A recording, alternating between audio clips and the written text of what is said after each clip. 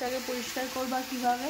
এই যে কি অবস্থা হয়ে গেছে ফ্রিজটা, এই যে একদম নোংরা হয়েছে কিরকম। দেখো আমি পরিষ্কার করবো কিভাবে, শুধু তাই তো আমরা দেখতে থাকবো। 24 ঘন্টা ফ্রিজে ব্যালেন্স করতে হবে।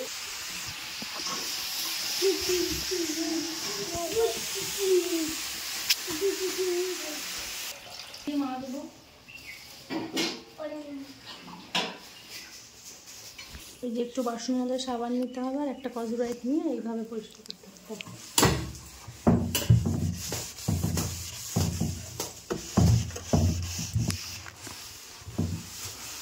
প্রত্যেকটা জায়গায় এইভাবে মেজে পরিষ্কার করতে হবে।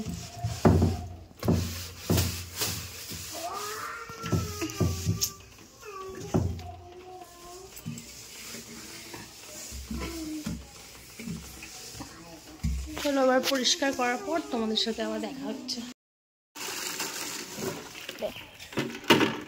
প্রথমে পরে বলে দেবো, বলতে মানে এমনি মাজাগুলো পুরো দেখতে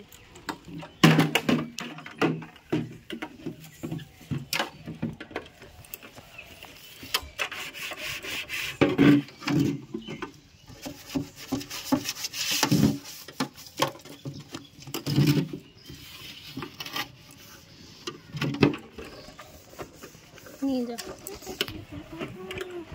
এই দেখো আমার ফ্রিজটা ফাইনালি পুরো পরিষ্কার করা কমপ্লিট হয়ে গেছে। দেখো কত সুন্দর করে পরিষ্কার করেছি।